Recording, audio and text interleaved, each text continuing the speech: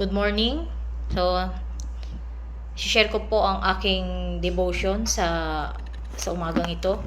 Ang aking pong devotion, ang talata po ay manggagaling sa Matthew chapter 11:28. Sabi po sa Tagalog, lumapit kayo sa akin kayong lahat na napapagal at nabibigatan at kayo'y aking pagpapahingahin.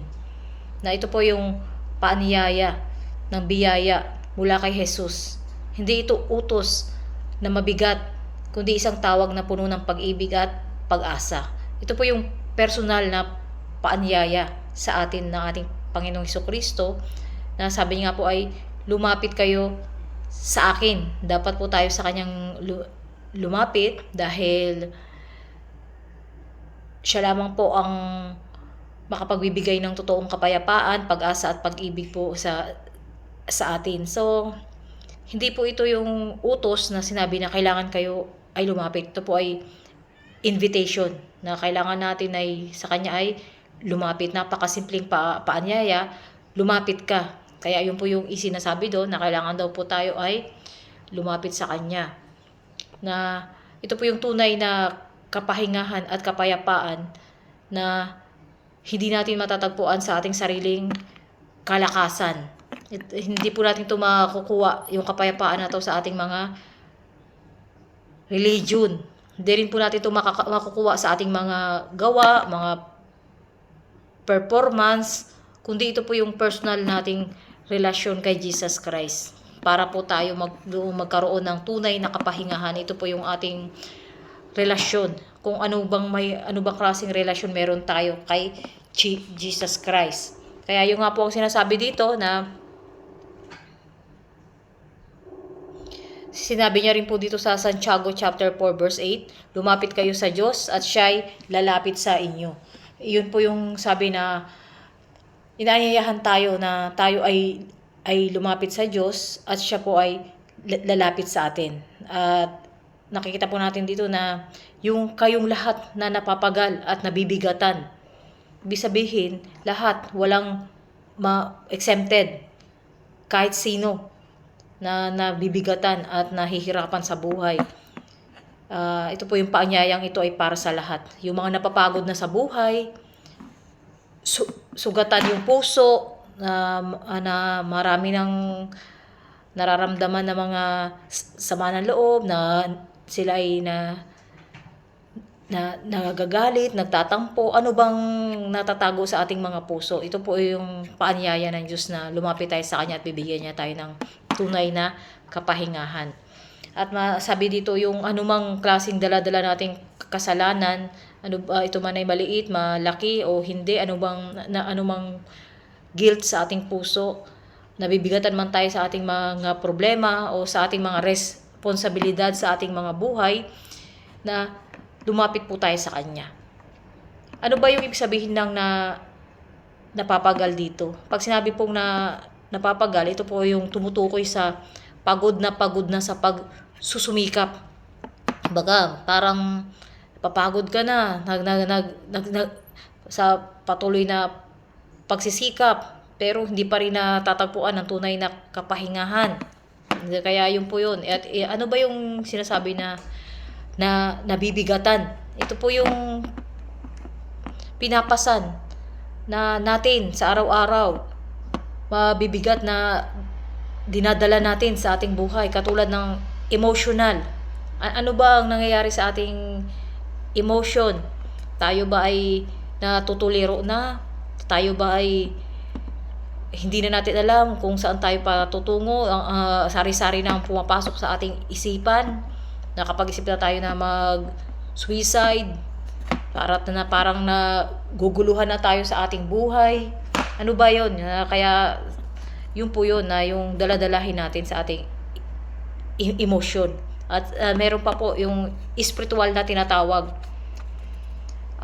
Parang nanghihina na parang wala na tayong hindi natin alam kung saan tayo patutungo. Yung parang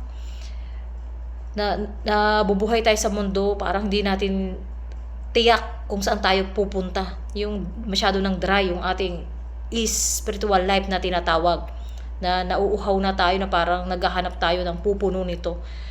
Pangatlo yung ating physical. Ano ba yung nangyari sa ating mga nararanasan sa ating katawan? Tayo ba ay may mga sakit na iniinda?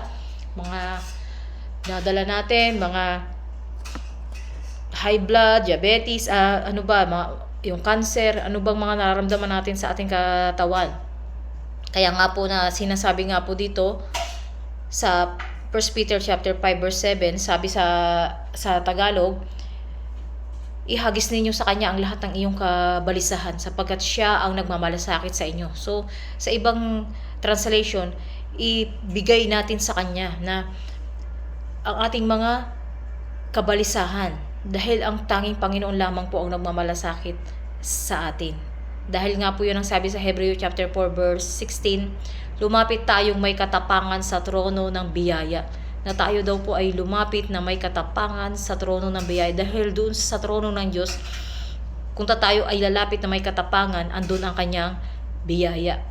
Minsan ay hiya na tayong lumapit sa Diyos dahil nakakagawa tayo ng kasalanan. Minsan, hindi natin sinasadya o minsan isinasadya nating pagkakasala. Nahihiya tayo, pero ang sabi po dito sa Hebreo 4:16, lumapit tayo na may katapangan sa trono ng Diyos at bibigyan niya tayo ng tunay na kapahingahan. At ang Diyos naman ay tumatanggap kung ano man ang status ng ating buhay. Kung tayo man ay wasak na o hindi pa man tayo ganun na sinasabi na damage, pero ang Diyos nagpapaanyaya na kahit sino ay tinatanggap niya, hindi siya nagtatangi. Kaya yun nga po yung ang sinasabi doon, na kayo'y aking pagpapahingahin. Kumbaga, tunay na kapahingahan ang ibibigay sa atin, hindi panandali ang kapahingahan na ating natatagpuan sa ating pamilya, asawa, mga kaibigan, sa ating sa mga taong mga nakapaligid sa atin. Ang inaalok ng Panginoon na yung tunay na kapahingahan na eternal, na hindi panandalian. Yun po ang pangako ng Diyos, na hindi lang pansamantalang ginhawa. Ito yung kapahingahan ng kaluluwa, kapayapaan ng puso, katiyakan sa gitna ng kaguluhan, na kahit na punong-puno ng kaguluhan ng paligid at pasama na ng pasama ang mundo, andun pa rin ang kapayapaan na nagbumula sa ating Panginoong Hesukristo. Kaya nga itong nga pong kapahingahan na to, na pinatawad ka na sa lahat ng iyong mga kasalanan at tinanggap ka na niya bilang maging anak niya. At hindi na po kailangan mong buhatin ang lahat ng kabigatan mo, pinapasan mo sa iyong buhay, dahil ang gusto niya ay samahan ka niya sa paglalakbay sa mundong ito. Habang andito pa tayo sa mundo na hindi pa natatapos ang ating mga mission at purpose natin, ang nais ng Diyos ay samahan niya tayo sa buhay na ito. Dahil yun po yung sinasabi sa Isaiah 26:3, ang may matatag na pag-iisip ay iingatan mo sa lubos na kapayapaan. Kaya nga po, pag lumapit tayo sa Panginoon, magkakaroon ng katatagan ng ating pag-iisip, ma-restore lahat, maipoposisyon lahat ang ating emotion, spiritual, physical, at iingatan ito lubos ng ating Panginoong Hesus. Dahil andun ang kapayapaan niya, dahil siya ay Diyos ng kapayapaan. At yun po ang sinasabi doon, na ang sabi nga sa John chapter 14 verse 27, ang aking kapayapaan ay ibinibigay ko sa inyo. Ibig sabihin, siya lang ang nagbibigay ng totoong kapayapaan. Siya lang ang nagsabi nito.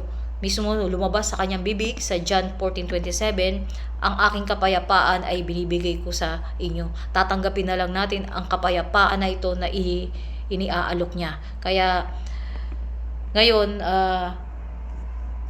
nasa sa atin na po kung seseryosohin natin ang bagay na ito o hindi. It's our choice, dahil tayo ay nilikha na may mga kanya-kanya tayong gusto. Free will, hindi tayo ginawa ng Diyos na robot. Tayo po ay may desisyon. Kaya pagdesisyonan po natin ang paglapit sa Kanya, na makamtan natin ang tunay na kapayapaan, pag-asa, pag-ibig, pagmamahal at kaligtasan, pagpapala.